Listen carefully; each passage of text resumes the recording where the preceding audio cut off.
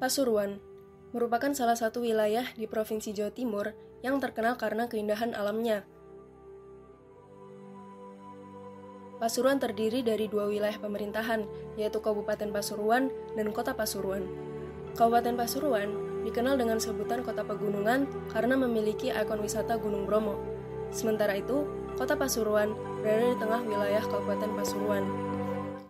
Di balik keindahan alamnya, Pasuruan kini seringkali dilanda bencana banjir. Pada akhir tahun 2021 sampai awal tahun 2022 kemarin, Kabupaten Pasuruan mulai dari Gempol di ujung barat sampai Grati di wilayah timur dilanda bencana banjir yang cukup parah. Misalnya, seperti yang terjadi di Kecamatan Pandaan pada 23 Februari lalu. Banjir sampai mengenangi jalur jalan nasional Surabaya-Malang. Padahal, kecamatan ini relatif berada di dataran tinggi.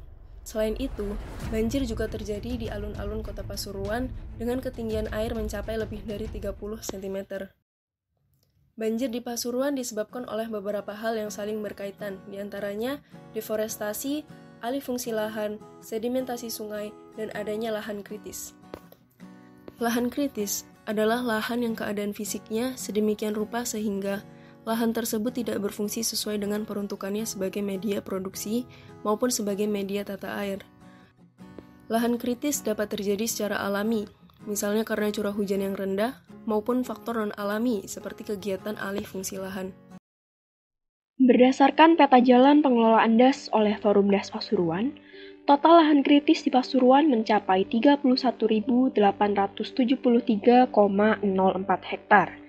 Dengan rincian, 6.204 hektar tergolong kritis dan 15.668,04 hektar tergolong sangat kritis. Kondisi ini dipicu oleh beberapa hal, mulai dari pertambangan pasir dan batu, pertanian tidak ramah lingkungan, serta alih fungsi lahan.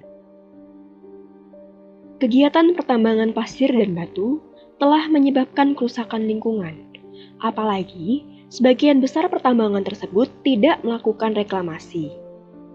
Selain itu, kegiatan pertanian tidak ramah lingkungan di lereng-lereng pegunungan meningkatkan potensi air limpasan atau runoff dan tingginya erosi. Dampaknya, badan-badan sungai mengalami sedimentasi. Sementara itu, alih fungsi lahan di wilayah DAS Pasuruan, baik itu untuk kegiatan pertanian maupun pertambangan, juga menjadi pemicu terjadinya banjir.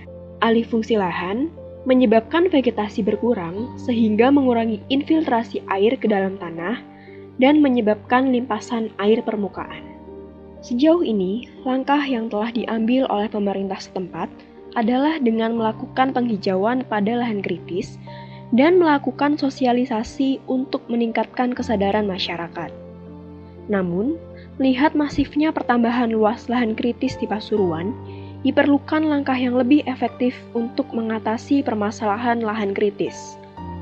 Pemerintah Pasuruan harus menindak tegas para penambang ilegal dan juga mulai menghentikan penerbitan izin tambang karena kerusakan yang ditimbulkan lebih besar dibanding pemasukan yang didapat. Selain itu, pemerintah juga harus mendorong para petani untuk melakukan pertanian berkelanjutan dengan memperhatikan kesesuaian lahan.